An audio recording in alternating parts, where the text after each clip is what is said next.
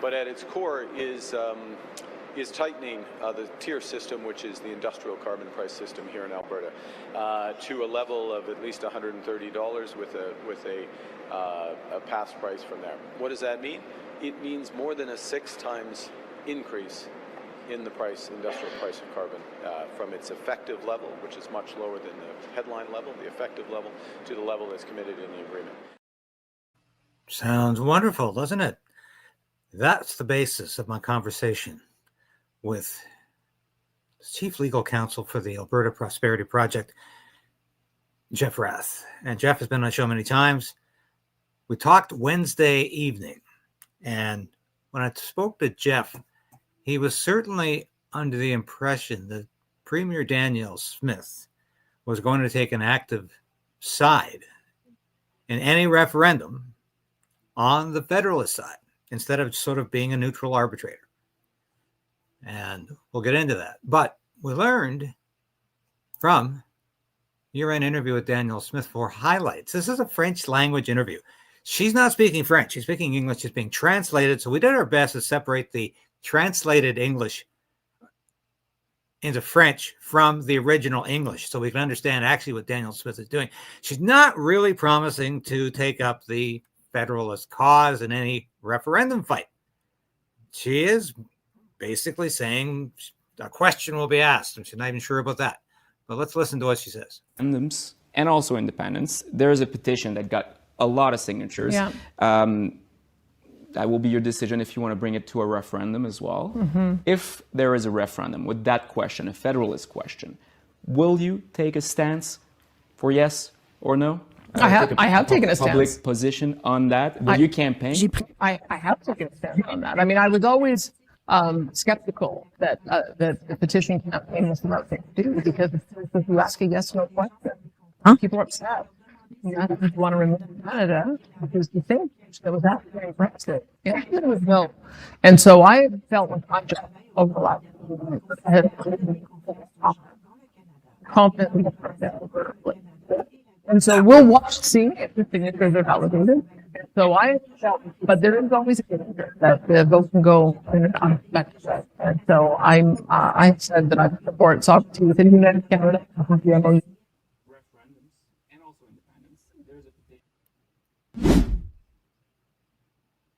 All right, that's the best we could do to clear up that soundtrack, if you will. I know it's a little muddy, but the best I can tell, she's not really saying she's going to go out and actively campaign.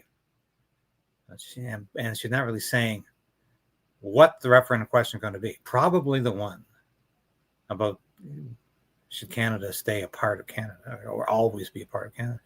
But anyway, there's another wrinkle to Danielle Smith's life right now.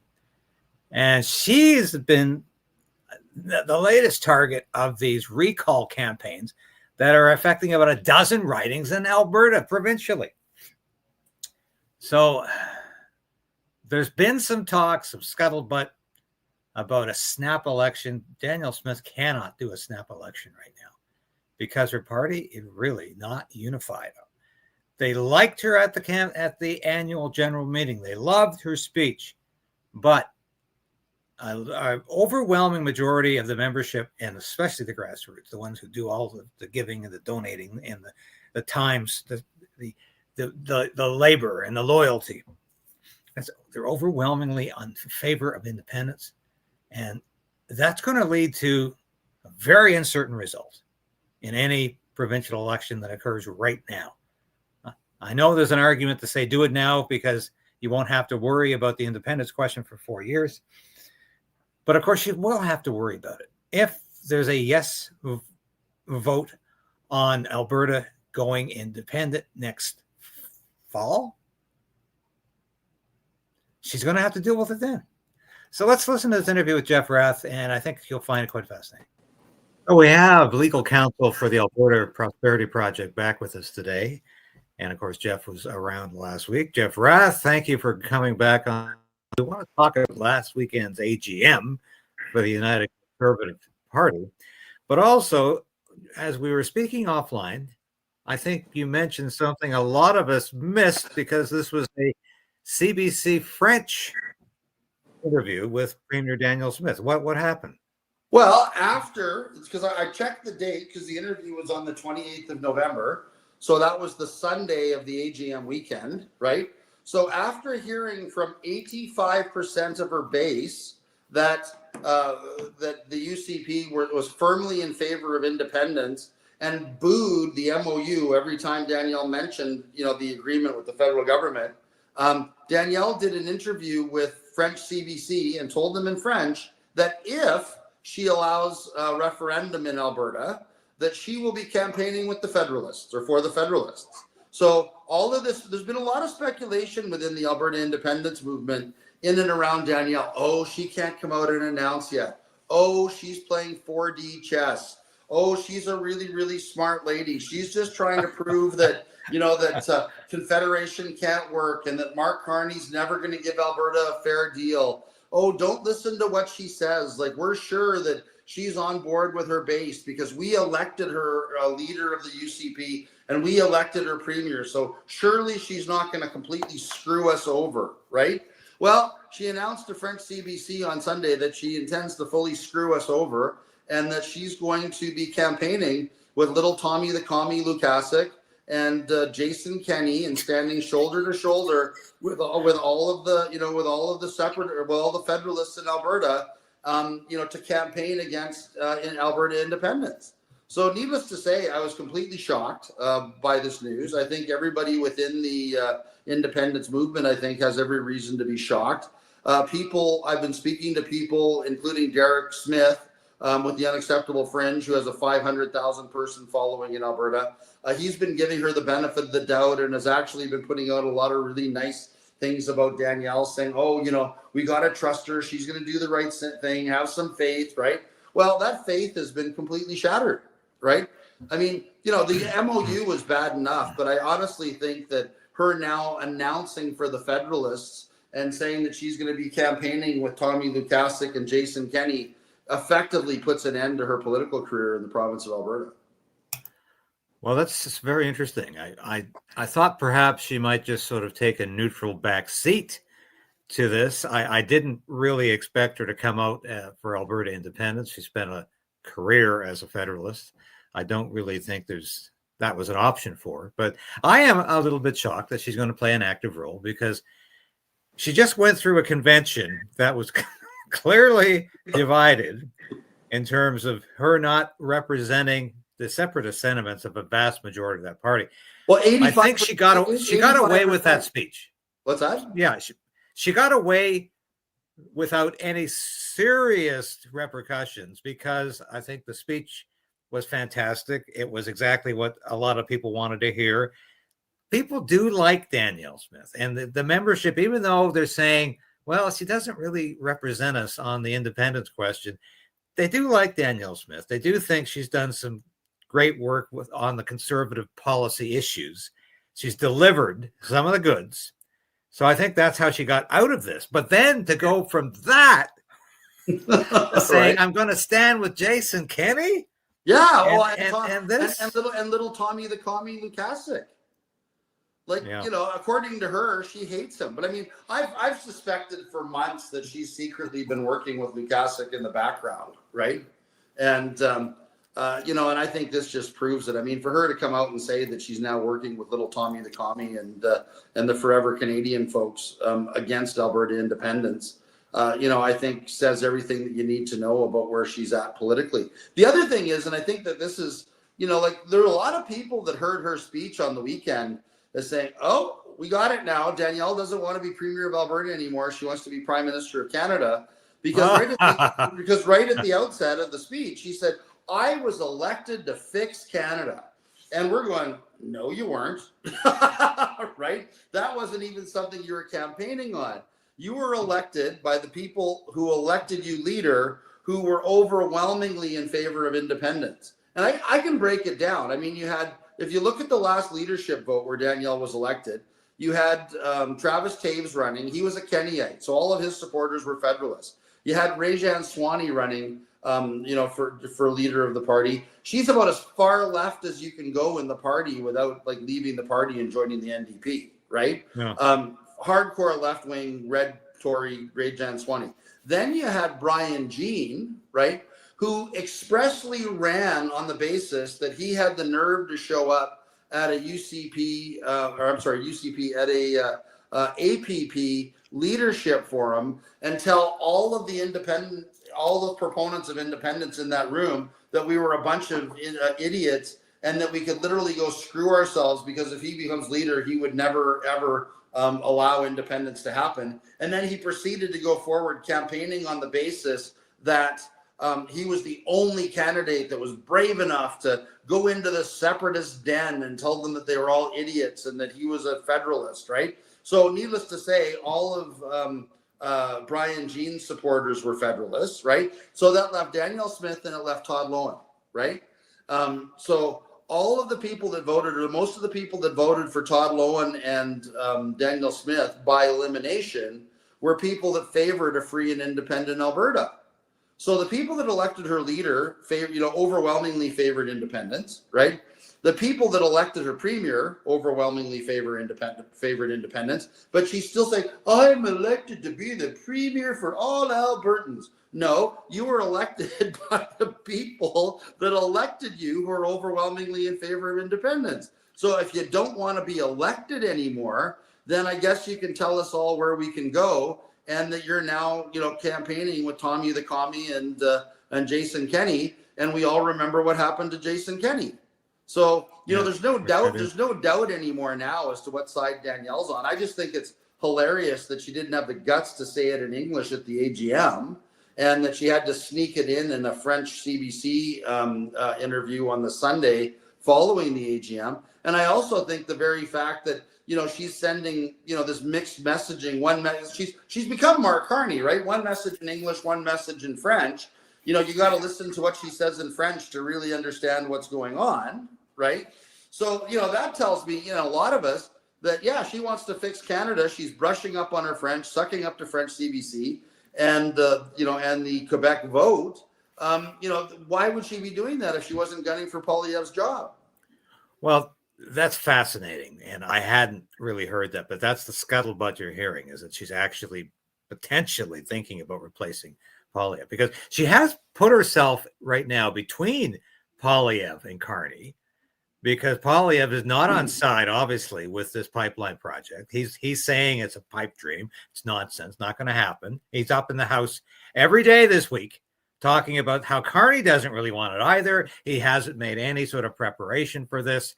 The veto power of BC, blah, blah, blah, the First Nations objections. He's not serious about it. So in many ways, Poilievre and Smith are at loggerheads right now. Smith is basing her, I think, her whole political future on this turning out, obviously, because I don't know what else she's I don't think she's going to be hanging around long enough. Maybe she knows that the whole thing's a pipe dream, and her whole platform to become Prime Minister of Canada revolves around, I will fix Canada. You need to elect me Prime Minister so I can fix our broken economy with, getting Alberta oil and gas to the coast, reinvigorating Alberta oil and gas economy, getting rid of the carbon tax, getting us out of the Paris Accords, et cetera, right? So that may well be what she's planning to do. So, I mean, I find that in and of itself very interesting. So maybe she just doesn't care about what her base in Alberta thinks, because she's already moved past this and is thinking about running for Prime Minister. Well, it fascinates me, Jeff, because here she is talking for 2 or 3 minutes about this pipeline MOU without specifically even mentioning it. Never mentions Mark Carney by name at all in this whole speech. I don't think anybody else has really remarked about this. She did not say Mark Carney once, because she knew that would have an adverse reaction. Oh, yeah, people would boo her. There's no doubt. Yeah. And yet, she's almost presenting the Mark Carney government as just as good as a conservative government. Well, and what I find... Sorry, go ahead. And maybe it's one that she could lead, because if she wants to replace Pierre Poilievre, she's going to have to amend some of her policy positions right now. She's too far right for the federal Conservative Party on many issues. But this is what I found ironic about this whole speech, Jeff, is that she's saying she can get along with this current Liberal government, even though she never mentions it by name. However, everything she's saying about the policy proposal and the legislation she has moved as premier, are all things that Carney opposes. Right. He's pro-censorship. He's pro-gun law. He wants to take the guns away from farmers. He doesn't want your house to be your castle. All of these things she went through are things Carney opposes. So it's almost like she's living in two different worlds. You know, let's go back to the old song, but it's almost like she doesn't seem to understand. There's a huge disconnect in what she's saying. But then on top, go ahead. No, but I was going to say on top of it, there she is on the week. Oh yeah, but we're getting rid of the net zero power requirements for the Alberta power grid, and Carney didn't say 600%, carbon tax increase, and we're getting this and we're getting that, and blah blah blah. Right? Well, for the last 2 days, Carney, or 3 days, so I guess today's Wednesday, but I mean Monday and Tuesday, both Carney and all of his key ministers were busy pulling the rug out from underneath Danielle, effectively saying that she's full of it. So, the environment minister on Monday came out and said, oh, no, don't listen to anything that Danielle Smith is saying about the MOU and ending net zero requirements for the power grid. And this will tell you how a liberal thinks, right? The MOU says that if Alberta comes to us with a proposal for the power grid that would reduce carbon as much or more than the current program, right, we will consider it, right? So it's not like that they've accomplished anything. She's told to go back to the Liberals with a new plan that reduces CO2 even more. At what cost, who knows, right? And then if she provides that plan, they're not going to free up our power grid. They're going to consider whether they should free up our power grid. Now compare that to Scott Moe in Saskatchewan, who I think 4, 5, 6, 7, 8 years ago told Trudeau to go screw himself, and the power grid was strictly within the jurisdiction of the province of Saskatchewan, and it would be over his dead body that Trudeau tells him how to manage his power grid in his province under provincial jurisdiction, right? There's Danielle still thinking that she needs, permission from the Liberals to manage the Alberta power grid, and she's promising to do it in a way that's net zero. Like, it's ludicrous. Like, she's completely out of touch, but is she doing that, again, because she doesn't want to be a climate change denier, and she doesn't want people in Quebec to dislike her when she's running for prime minister? All of these policies that she's bringing in, it's more like she thinks, she wants to be the prime minister of Quebec than the prime minister or the premier of Alberta. Well, it does sound that way. I hadn't considered that. I thought she was trying to find a way ahead to remain premier in a party that is obviously not in agreement with her on the independence issue. And I don't know how she's going to keep putting that off. But you told me the other day how this is going, this MOU is going to push the price of Alberta gas way up. And I don't know if you've thought of this as well, because the other kind of gas that American distilleries that the Americans like to process is the sulfuric gas that Canada has, and also that can be found in Venezuela. Now the U.S. is poised to invade Venezuela, and I think a large part of that is going to be to grab the oil in that hugely oil-rich state. Now, how is that going to affect the supply and demand, or at least the demand for Alberta oil, if the United States gains huge access to Venezuelan oil, and similarly at the same time, or conversely at the same time, the price of Alberta oil continues to rise? Is that going to create a huge problem for selling? Of course it is, right? I mean, in fact, I was, I texted something or posted something on X to Brian Jean the other day, and I put up a map of North America that showed Canada as a says, carbon tax, and then the United States and Alaska, no carbon tax, right? Like, how can we compete with Texas and Alaska when we have this, now it's $95 a ton. Apparently Danielle's agreed to raise it to $130 a ton. Carney thinks he can raise it 600%. So I guess, almost, 500 and whatever the math is, $570 a ton, right? So I'm sorry, I screwed that up, but anyway, it doesn't matter. How can we compete with those taxes being slapped on our product, right? Alberta oil is already some of the most expensive oil per barrel to produce. If you slap a $10 a barrel increase on the cost of production onto that oil, who's going to buy it? Unless we're selling it at a loss. I was actually talking to an oil and gas expert on the weekend, because you run into all kinds of interesting people at a UCP AGM. And he was saying, oh yeah, he says, if you factor in the price of so-called decarbonization pathways alliance and, what's going to be the bloated price of this pipeline to get the pipeline built and whatever, right? He's going to say, look, they would have to charge a toll of $20 a barrel on the oil going through that new pipeline to make it pay for itself. But of course, who's going to be on the hook for this? It's the Alberta taxpayer. And Danielle doesn't care, because I don't think she plans on being here. And the other thing, this is a bit more breaking news too. One of the things that I found out and it might not be breaking news because I think it's been out in the public for a while, but Shane Getson, one of her cabinet ministers has already announced that the minute his term is up, he's planning on leaving Alberta because he doesn't want to pay taxes in Canada anymore. So he's in the process of moving himself down to South Dakota. And as soon as his term is up as an Alberta cabinet minister, he's out of here and moving to the States. So he doesn't even have the guts to stay and fight with the rest of us for independence and economic prosperity. He's abandoning ship like the rat that he is. Yeah. Danielle Smith has another year to go before another annual general meeting. Now, you're anticipating the possibility of having a referendum, a yes answer referendum by next fall. I'm hoping next September. Next September. So she could be walking into a virtual lion's den next year. Well, if she's if she's still premier, I know she said that I'm not going to go the way of David Cameron, e.g. resign after Brexit, right? But when she says I'm not going to go the way of David Cameron, does that mean she's not going to resign, or does that mean that she's going to be fighting, on the federalist side to try to keep Alberta, in Canada? Who knows? But as far as I'm concerned, after her announcement to French CBC on Sunday that she's going to be campaigning with Thomas Lukasik and Jason Kenney, right?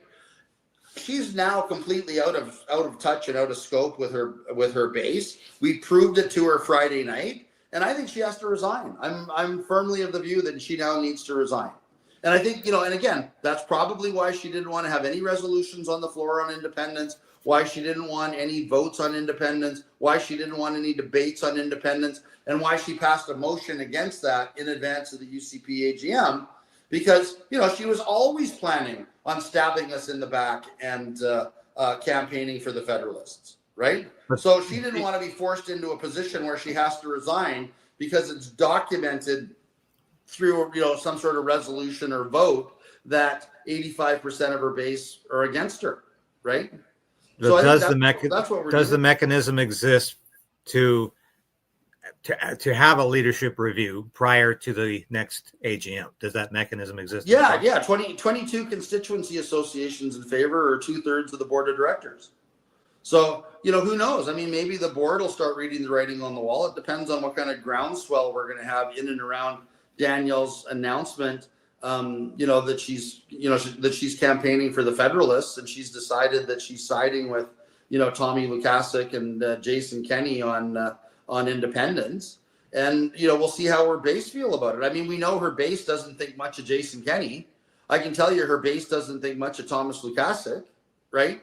So, I think she's put herself in a very, very difficult position. The other thing is, and I've said this before, she's burned up an awful lot of political capital, in and around that MOU, right? And, they're continuing to sell it as a good idea. Every time, they say something about how good it is, Carney and his ministers come out and say the opposite. I wonder how long it's going to be before people realize that she's literally lying to all of us about whatever deal it is that she entered into. There's only two options. Option one, she was completely duped and out-negotiated, by, Mark Carney. Option two, she knows that this is a do nothing deal that does nothing for Alberta, will be extremely harmful to us in the long run.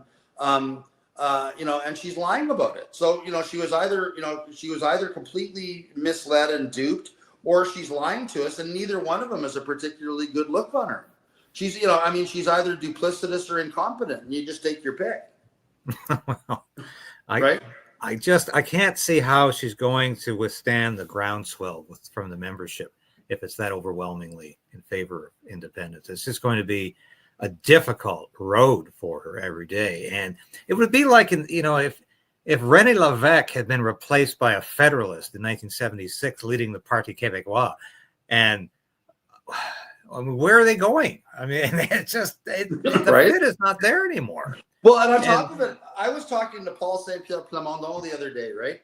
And, Paul said, I don't know what the politics are like in Alberta, but he says, if we have a leader in a party that goes to an annual general meeting or annual convention and is being booed by the floor by their members, they're expected to resign, right?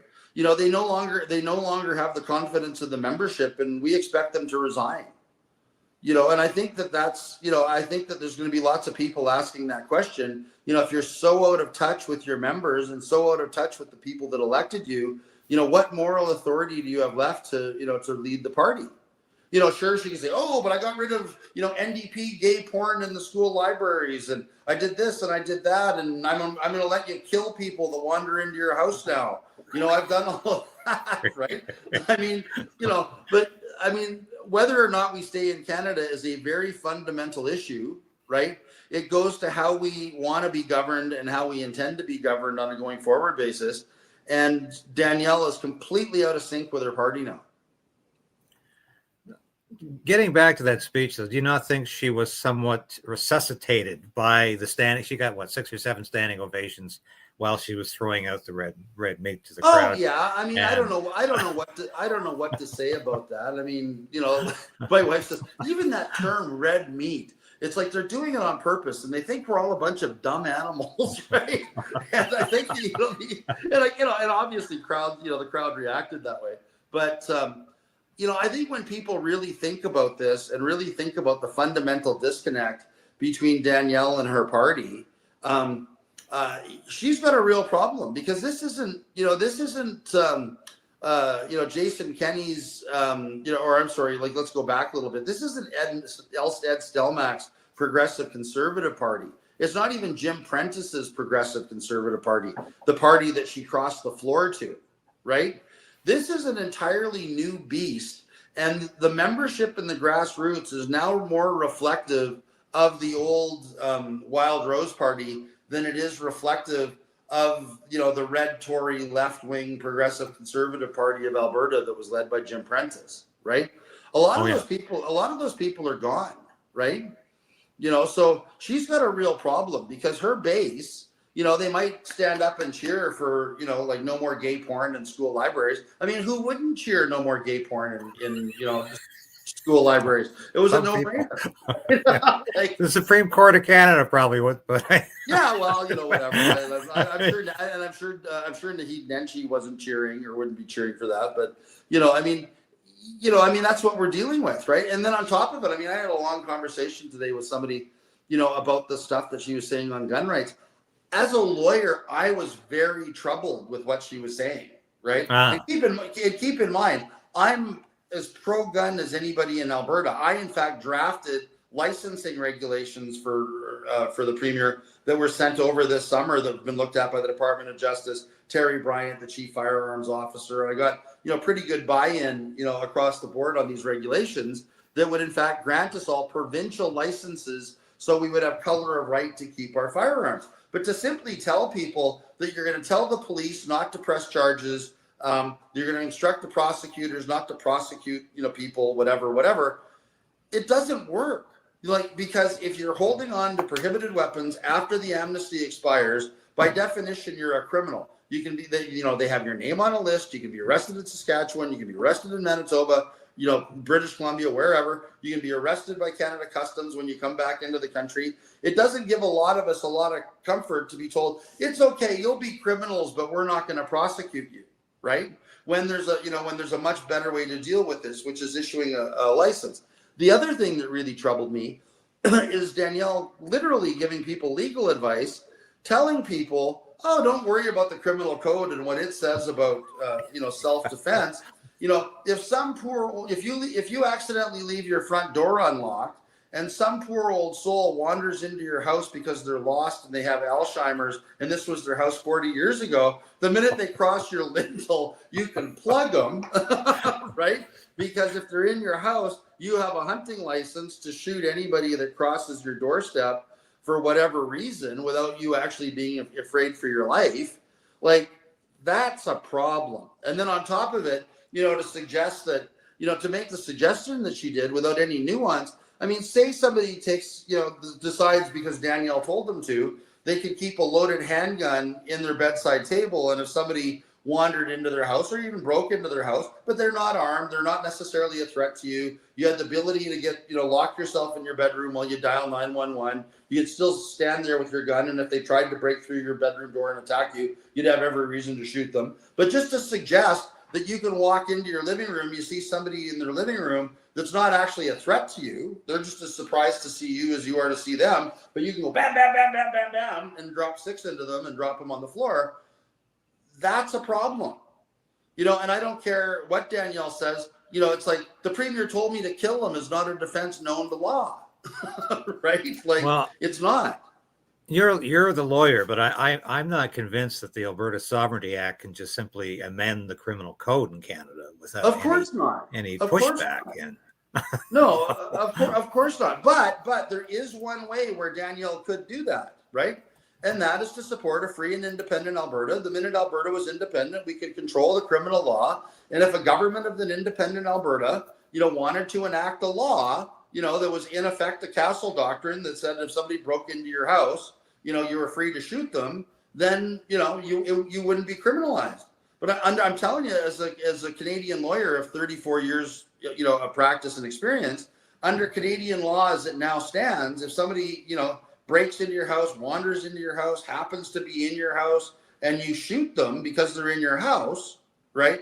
You could face very serious criminal charges and go to jail. Then the other thing, keep in mind, so say you shoot them with that loaded handgun that's in your bedside table. Well, the current regulations are handguns are supposed to be kept under lock and key. The ammunition is supposed to be locked up separately from the handguns, right?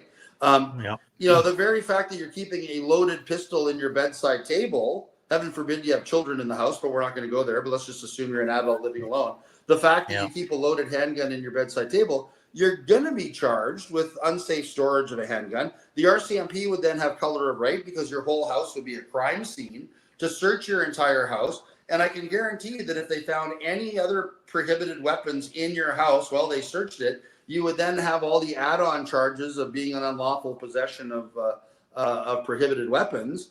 And the defense, the premier told me it was okay, doesn't stand up in court. It's a problem. Yeah, exactly. And so what strikes me is what she's being disingenuous about as well. And I'll put it as politely as possible, because I don't think she's really giving us the straight goods on what this MOU really means. But she's not really indicating what we are going to see next year in terms of a referendum. She's talked positively about Tom Lusak's no referendum. She says that might do it. That might be enough. She's not indicating to you that yours is going to be allowed. Right. Even though initially that's exactly what she was saying. She was making it easier to have a sovereignty referendum. So where is she going to pop up on this issue? Eventually, she has to make some statement about this. Well, I think she's already done it. She's popped up and she said that she's campaigning for the Federalists. So we can assume that as a federal liberal, that she's going to be pulling out all stops and utilizing every dirty trick in the book to make sure that Alberta doesn't become free and independent. I think, and again, and this is kind of hard because you shouldn't make fun of people's disabilities, but I miss the days of Jean Chrétien because at least he could only talk out of one side of his mouth. Danielle's talking out of both sides of her mouth every single day, every chance she gets. And I think it's to the point now where, you can't believe a damn thing she says. Honestly, you cannot believe anything she says. Okay, so you think, based on what she's told Radio Canada, that she is going to go, she's going to back the Tom Luzak question? Do you think is she going to allow anything else? Well, It's always better for yes. I think where I have a Chipiak, as you know, works with me, and yes, I know is of Polish ancestry. She actually has advised me that the correct way to pronounce Thomas Lukasik's name is Łukaszuk. So anyway, so Mr. Łukaszuk, okay. I think that Danielle is working with him, and I think she's on board with the forever communists, and she's no better than a federal liberal now, and it really bothers me. It actually breaks my heart. Because and I think it's going to break the hearts of a lot of Albertans that hope for something different. There's been all kinds of people defending her for months, saying you just got to give her time. She's just showing everybody how duplicitous and how evil Mark Carney is. So there won't be, that she's given him 6 months, and when the 6 months is up, she can come firmly to our side. And then when she didn't, it's she's playing 4D chess, blah blah blah. And it's none of that. She's actually, she's been a closet federalist this whole time. She hasn't been honest about it. She's now come out of the closet and has announced that she's going to be in French, no less, because she doesn't have the integrity to tell people straight up what she's planning and what she's doing. Doesn't have the integrity to tell us all in English that she's going to be campaigning for Mark Carney and Canadian federalism. During the referendum campaign. If she'd said that at the AGM, she would have been booed off the stage. And she knows it now. And I think it's just despicable that she waits until after the AGM to make that announcement on French CBC. Well, I don't think Danielle's ever been that unclear about where her sympathies lie in this debate. I think she's always been a federalist. It's just that she's in the unique position of being a federalist leader of a party that within the last year has become pro-independence. I don't think she saw that coming, and clearly it's added a lot of difficulties to her life. There's no question about that. I don't know about that. Again, she's been talking out of both sides of her mouth. Like when we had our big rally at the in front of the legislature, that Danielle didn't have the courage to come down and address, right? When we had that big rally in front of the Alberta legislature, we played a tape of Danielle speaking at the Rebel News APP leadership forum, where she said, Canada better get their act together and they better treat Alberta with respect. And, Ezra Levad asked her, well, what's your or else? And she goes, well, my or else is the APP and Dr. Dennis Modry. And so she made it clear that, if Canada didn't treat Alberta fairly, that her or else was going to be Alberta independence and the Alberta Prosperity Project. And, now she's trying to pretend that she got some great deal from Canada that means that she doesn't have to trigger the or else. So she's got no bill eliminating the tanker ban. She has no bill eliminating the emission cap. She has no bill eliminating all the net zero regulations that have been imposed on Alberta. She's claiming she got 7 out of 9 of her bad laws repealed. Well, tell me, which one has been repealed? When has there been has there been an omnibus bill passed in Parliament that I was unaware of? She's completely full of it, and she's lying to her base. She's lying to Alberta. She's lying to her supporters, and I don't think it's going to play very well. Well, before we leave you, I've got to ask you, after all the dust fell from last weekend, who's in charge of this party now? Because I'm seeing conflicting reports. Usually those on the Federalist side, the columnists in Calgary and Edmonton on the Federalist side, are saying Danielle's still subtle in charge of this party. And I'm seeing the other people say that no, loyalists for Danielle Smith are down to 3 on the I hate to call it the Central Committee, but the chief committee that makes decisions, the executive board. Right. And so what's the case? Who's in charge of this party now? Well, I think the best way to put it is that of our slate, we won the majority of the candidates. So we got 5 out of 9, and I'm aware that there's of the people that were on Danielle's slate, right? Because I guess it was lesser of 2 evils, that several, that at least 2 of them support independence, right? No. So it's going to be interesting to see where we go. And I think as Danielle's political capital continues to evaporate, right? The board's not going to be left with much of a choice, in the same way that they weren't left with much of a choice with Jason Kenney, right? When somebody becomes, a premier becomes intensely unpopular, right? It's the good job of the party to throw them out and find a new leader. And I think that's where, Danielle's going to find herself within a month or two when people fully internalize the degree to which she's been lying to the citizens of Alberta, about the MOU, coming out and, as a Fed, coming out, saying that she's going to campaign for the Federalists and, and screw over her own party and her own base, right? And that she's going to ignore the wishes of a clear majority of her, super majority of her party members. I don't think she has a tenable position left, and I don't think she has the. I don't think she's legitimately the leader of the United Conservative Party anymore. And she only holds the premiership by virtue of her leadership of the UCP. So clearly, in this interview with French CBC, she did reveal there will be a referendum next year, and I don't know if she's ever been that categorical about it. Can you live with this referendum that says Canada will always remain a part of Canada? No. And so you have to vote no.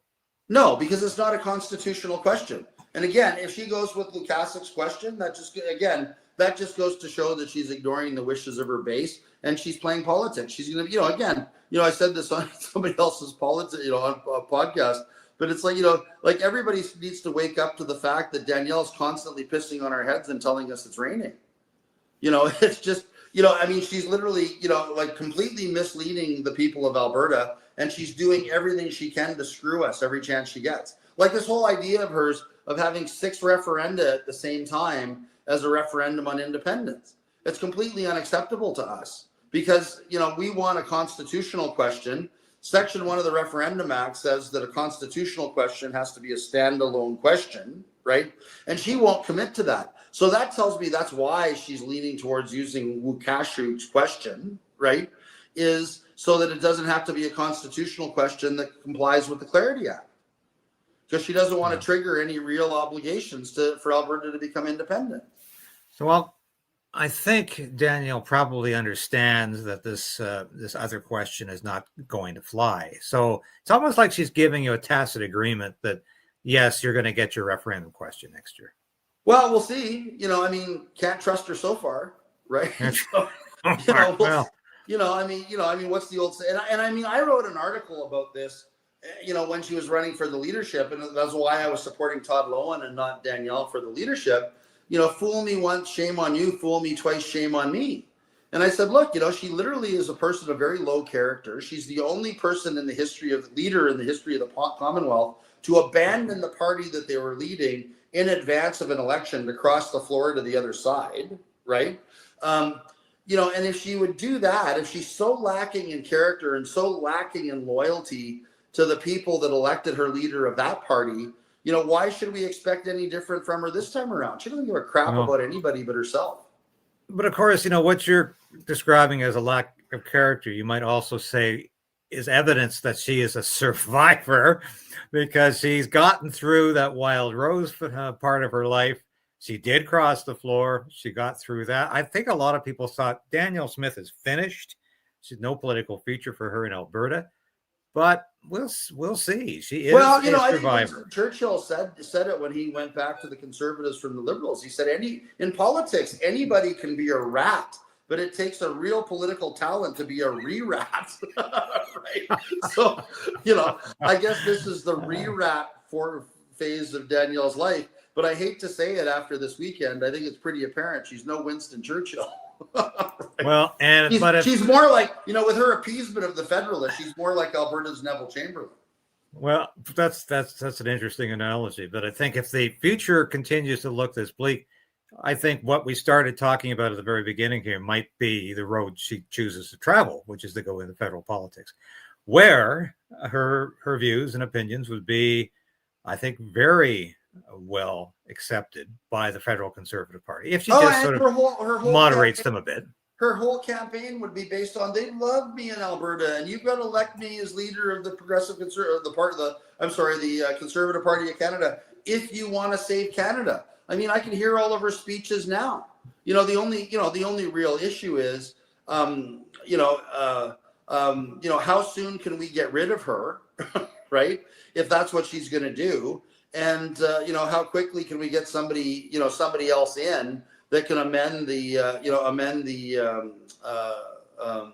Fixed Election Date Act, the Alberta Elections Act, to move the next election date back to the constitutionally mandated 5 years as opposed to 4 years. Because don't forget, we could have an election. Everybody's saying it's going to be in 2027, but legally we could have an election in Alberta in 2028, right? Yeah. So, exactly. But so there's lots of things in play. There's lots of moving pieces right now. But, sure enough. The one thing I did not expect today was to be getting a note from Paul St. Pierre Plamondon, saying, "Hey, check out X. Danielle has announced that that she's now a full-throated federalist and is going to be campaigning against you in the referendum." Yeah. Did not see that. That was not on my bingo card for today. Well, I think what fascinates me about this, and I know we both got to get out of here, but it's fascinating for me from simply a political science viewpoint. Even no matter what your position is on federalism or independence, this is a fascinating piece of political science where you have a leader of a provincial political party that has completely changed before her eyes, and she's trying somehow to put these pieces together. And I'm not sure the greatest political mind in Canadian history would be capable of doing that without, of course, doing an about turn on federalism. Right. And let's face it, she's not being advised by, the smartest people on the planet. I mean, she's getting advice from guys like Brian Jean, Rob Anderson. I mean, talk to anybody in the legal community in Alberta, and you won't find any lawyers that I'm aware of that would describe either one of those gentlemen as being the most intelligent counsel they've ever met. Right. Okay. So, so it's, I mean, she's, it's like that old, Marian Faithfull song. She's on a ship of fools. Right. And, I mean, they actually think that they can sell the MOU as a good deal, and they're still trying to do it. Rob Anderson posted something on X today, posting some phony poll that 67% of Albertans are in favor of the MOU. Well, I don't think you find 67% of the province of Alberta that even knows what the goddamn MOU says. You took the words right out of my mouth. Right? I mean, exactly. Come on. Well, all right. Anyway. Well, we'll keep watching, Jeff, and thanks for coming on today. We'll have you on again soon, as always, to yak up what's happening in that province. Because always a pleasure. It's certainly never boring these days, right? It's like we're living living the Confucian curse. May you live in interesting times. So that's right. Anyway, thanks again for having me, David. Always a pleasure. Okay, thanks again, Jeff. We'll see you soon. Okay, over now. Bye for now, my friend. Yeah. And that, of course, was Jeff Rath, legal counsel for the Alberta Prosperity Project. And while we were watching this interview, there's conflicting reports again that Danielle Smith might have indeed said in this French language interview, where she spoke English and was translated by the CBC or Radio-Canada, she might well have intended to say that she is going to be campaigning full throttle for the Federalists. And so we'll have more about that when we know more. But it's fascinating. And as I said at the end of the interview, even from a purely political science perspective, this is a fascinating turn of events for any politician to be in. We'll put it that way. Thanks for watching today. We'll be back again tomorrow morning. Enjoy your Friday night, and we'll see you on the weekend here.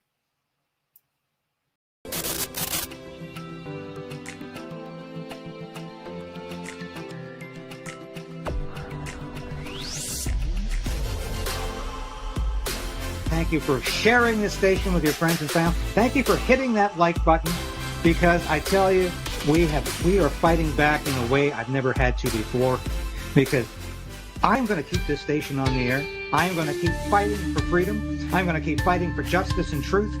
And I am damn determined to resist this Carney government in any way possible as it encroaches upon our individual freedom. And it will continue to do that, mark my words. I'll be back again tomorrow. Same time, same place. 10 a.m. This has been David Crayden, broadcasting live from our nation's capital in Ottawa. Thank you for watching. We'll see you again tomorrow.